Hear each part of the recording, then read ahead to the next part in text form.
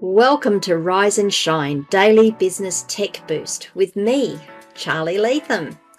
If you're a small business owner looking to simplify technology and get real, actionable advice from someone with 35 years of IT experience, you're in the right place.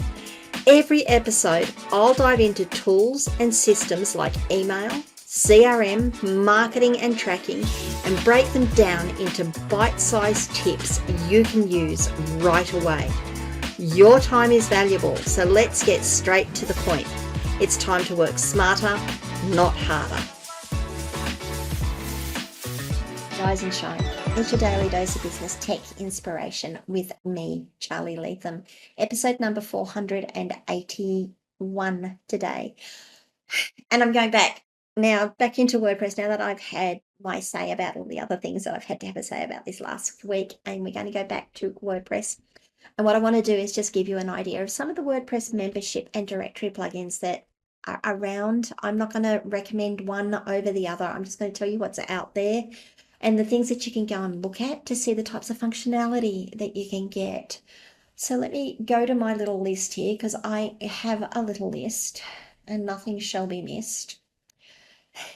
And I'm just going to run through them. So we have membership plugins. We've got MemberPress. Now, from what I'm seeing, MemberPress has just sort of taken the lead on a lot of things. I have dug into it a little bit on certain things. I haven't dug into it a lot on other things. The reason I know of MemberPress mostly is that there is a nice little plugin called Members. And if you want like just a really lightweight, I need to restrict this type of content to this role of member. Members plugin is absolutely fantastic for that. Not MemberPress. And MemberPress is an add-on to, is what it grows into.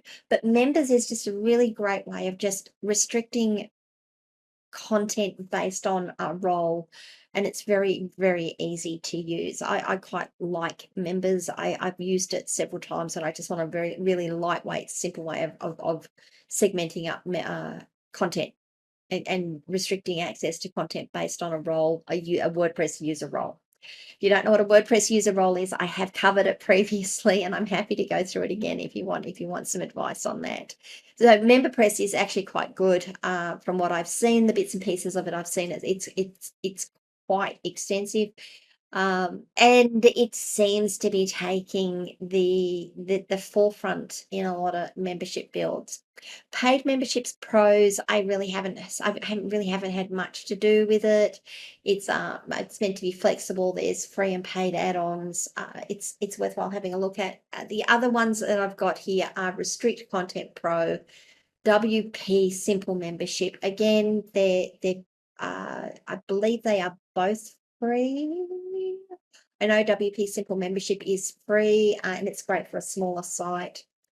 LearnDash is also coming up as a membership site. I'm actually going to put LearnDash into the learning management systems as opposed to a membership site. Again, if you go back to my episode the other day about what do you need to consider when you're building a membership site, LearnDash might not give you everything you want within a membership site, but if you're looking at selling courses, it could be a really good option. I'm going to add into that little option, that little list there, Thrive Apprentice as a learning management system and semi-membership plugin. You do need to have them. Look, I would suggest that with LearnDash and Thrive Apprentice, you need to have the additional membership functionality as well. But if you're looking at selling courses and giving access to courses, those two are really quite solid little plugins. WooCommerce memberships is there as well. You can use WooCommerce to sell your memberships. It does integrate with a couple of directory plugins and such, not in any great degree though. And I think one of the things that I find about a lot of the WooCommerce stuff is it gets very heavy. They're generally not lightweight on resources, not generally light on resources, and it integrates with Woo, but it does integrate with WooCommerce. It does make it easy to use. So there's that option as well. And finally, my old go-to and favorite, which may or may not be the case anymore, is Wishlist Member. Wishlist Member came out 17 years ago, maybe not quite 17 years ago. And it came out in answer to people needing a decent membership plugin, and it took the lead. It was fantastic.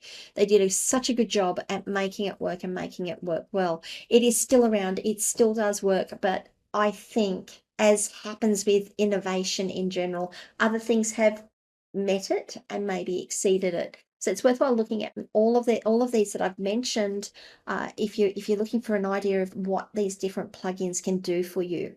Now, if we go to a directory builder, there's several. I'm actually going to say that if you go to Envato, I might actually put a link in the show notes for Envato.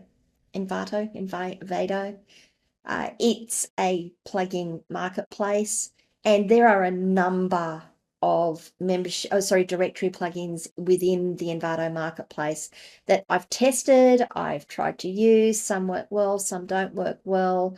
I guess the thing that I like about them mostly is that there is generally support for them. So Envato is a good place to go and look for directory plugins.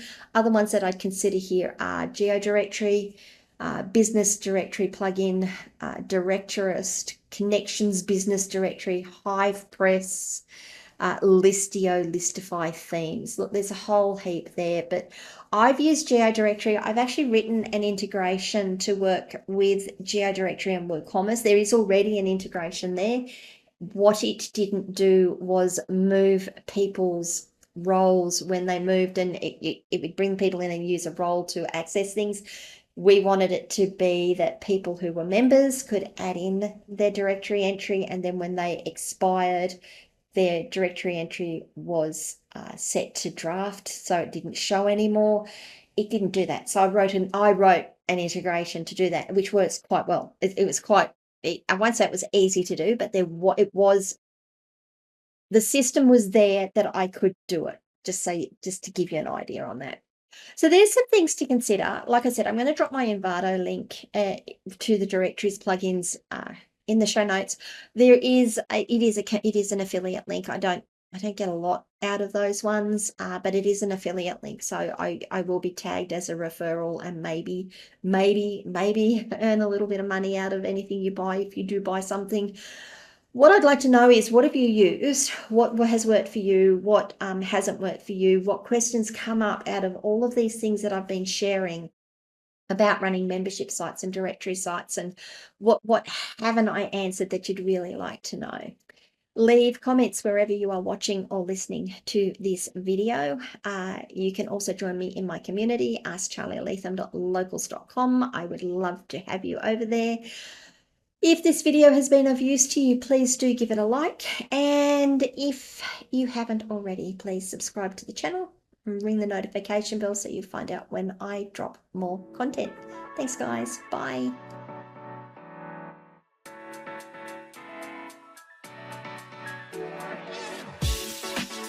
Hey there, thanks so much for tuning in to Rise and Shine, your daily business tech boost.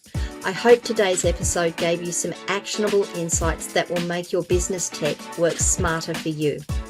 If you found value, be sure to subscribe, leave a review, and share it with other small business owners who could use a daily boost. For more tips, tools, and resources, visit www.askcharlielatham.com. Until next time, keep rising, keep shining, and let's make tech simple together.